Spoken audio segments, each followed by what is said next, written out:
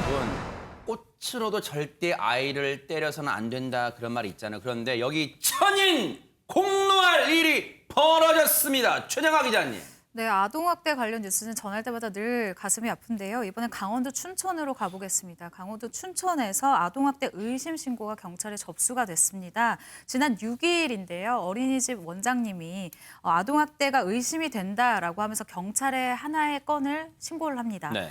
경찰에 따르면요. 어린이집 관계자에 따르면 아이가 등원을 했는데 등원을 하자마자 이 아이가 갑자기 코피를 쏟았다고 해요. 아이고. 그리고 머리 뒤를 봤더니 이 머리 뒤쪽에 아주 큰 멍자국이 발견이 그러네요, 됐다라고 진짜. 합니다.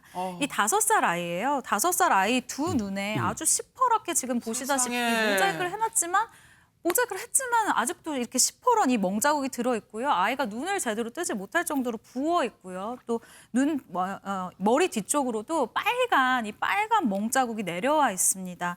어린이집에서는 이 아동학대가 의심이 된다라고 하면서 먼저 병원에 데리고 갔는데 어린이집 원장뿐만 아니라 병원에서도 이 아이 상태를 보고 바로 신고를 했다고 합니다. 네. 아니 그러면 최정아 기자님, 이 아이는 홀로 지낸 거예요? 아니 집에서 누구랑 지냈는데 지금 이런 상태가 된 거예요? 네, 이 5살 아이의 양육은요. 이혼을 한 엄마가 맡고 있었다고 하네요. 아하, 이혼을 한 상태였습니다.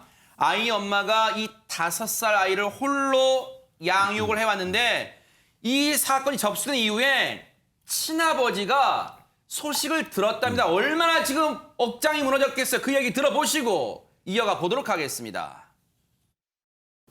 그 연락을 처음 받은 거는 이제 토요일 저녁 8시쯤 그때 카톡으로 내용을 받은 거고요. 아이가 다친 걸. 금요일 날 이제 아침에 발견이 돼서 이제 원장님이 신고를 해서 이제 애가 조금 다쳤겠지 생각했는데 사진을 보니까 너무 심한 거예요. 두 눈이. 그래가지고 많이 놀랐죠. 진짜. 네, 처음에 선생님이 발견하셨을 때는 이제 모자랑 후드티를 이렇게 뒤집어 쓰고 왔대요. 그래가지고 이렇게 벗겨주고 모자를 벗겨주는 상태에서 발견을 하신 거예요. 뒤가 빨간 거. 그래서 모자 벗겨보니까 이 위쪽까지 이렇게 빨간 상태고. 세상에 5살 아이한테 누가 저런 몹쓸 짓을 백성문 변호사 대체 누가 저렇게 한 겁니까? 일단 이 5살 아이가 누가 그랬는지 얘기를 해줬으면 사건이 굉장히 쉬웠을 텐데요. 이 5살 아이가 너무 놀래가지고 누가 자기한테 했는지 말을 못했다고요. 아우, 세상에. 우리가 이제 상식적으로 한번 생각을 해보죠. 아버지는 이혼해서 아이를 양육하지 않고 아이를 양육은 엄마가 합니다. 그리고 아이는 어린이집에 다니죠. 그러면 어린이집에서 신고는 했지만 이 안에서 사고가 났는데도 신고했을 수도 있잖아요. 그럼 어린이집 아니면 어머니일 거로 일단 두 가지로 생각할 수 있겠죠. 그러네요. 네. 그러니까 어머니는 어린이집에서 그런 거다. 그리고 어린이집은 아이 엄마가 그런 거다. 서로 의심을 했어요.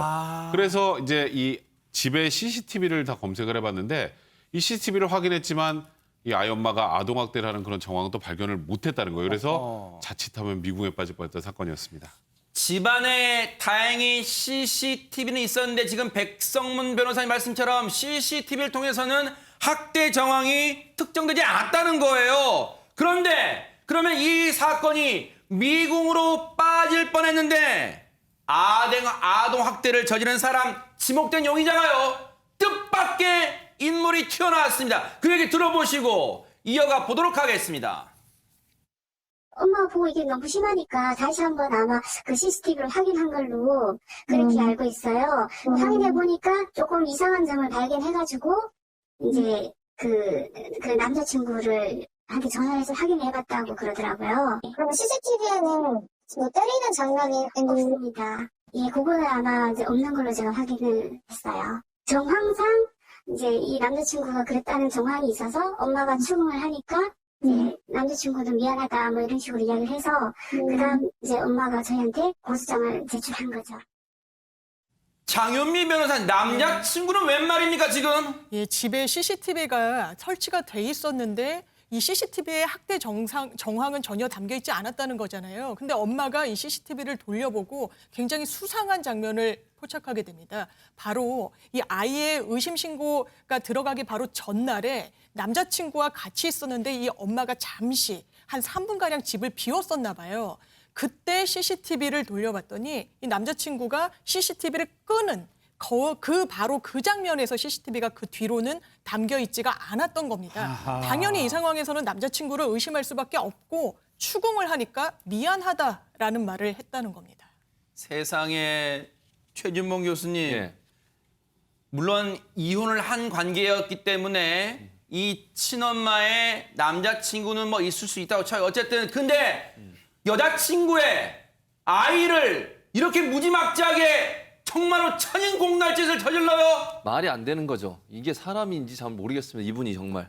저는 이해가 안 되고요. 아이를 저렇게 때릴 수 있다고 하는 건 정말 인간으로서 기본적인 어떤 윤리의식이 없는 거예요. 자기가 편하기 위해서 아이를 뭐 때렸는지 어쩐지 모르겠습니다만 그 때리는 행위 자체는 어떤 이유로도 정당화될 수 없고요. 정말 엄벌에 쳐야 된다고 보는데 이게 이유도 너무 황당해요. 뭡니까, 이유가? 물론 이유를 이게 알려졌기 때문에 이게 명확하다고 제가 정확하게 얘기할 수는 없지만 알려진 사실에 따르면 다른 남성이 그 집에 찾아왔나 봐요.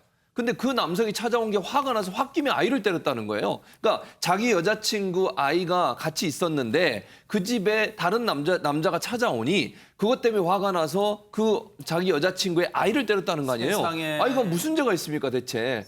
아니 화를 내려면 그 여성한테 화를 내시든지 얘가 무슨 죄가 있다고 아무 말도 못하는 5살 아이한테 그런 무지몽매한 그런 폭행을 휘두를 수 있는지 저는 이해가 안 되고요. 이 친아버지의 진술에 이 말에 따르면 이 엄마라는 사람이 다른 증거도 갖고 있다는 얘기를 했다는 거예요. 그것도 물론 확인을 해봐야 되겠습니다만 지금 CCTV에는 잡힌 게 없잖아요, 증거가. 그런데 아이 엄마의 말에 따르면 친아버지한테 얘기한 걸 따르면 이 남자친구가 때렸다는 또 다른 증거를 갖고 있는 것을 알려지고 있어서 처벌하는 데 문제가 없을 것 같아요. 다만 이 남자친구라는 사람 제정신이 아니라는 생각이 들고요. 자기가 화났다고 그 아이한테 화풀이하는 이런 못된 성품을 갖고 있는 사람이니까 이 사람 정말 저는 개인적으로는 사형 격리시켰으면 좋겠는데 어쨌든 엄벌에 쳐야 된다는 생각이 듭니다. 이런 짓을 저지른 이 짐승만도 못한 짓을 저지른 이게 사람입니까? 사람이에요? 짐승만도 못하다 그러면요. 요즘 짐승도 화를 내요. 이런 짓을 저지른 이 남성. 그리고 혹시 김은비 팀장님.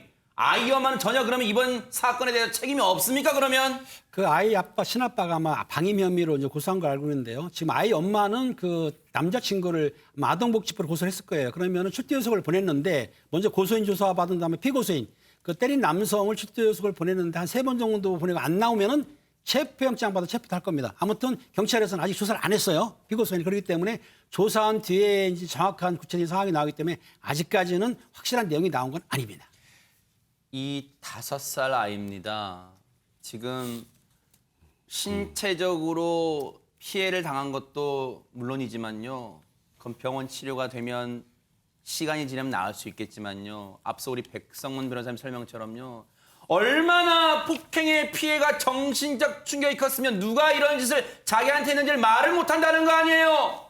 이 아이를요. 정말 우리 사회가 따뜻하게 심리치료 병행해 줘야 될 것 같습니다. 반드시 이 아이 우리 사회가 지켜주기를 눈 부릅뜨고 지켜보도록 하겠습니다.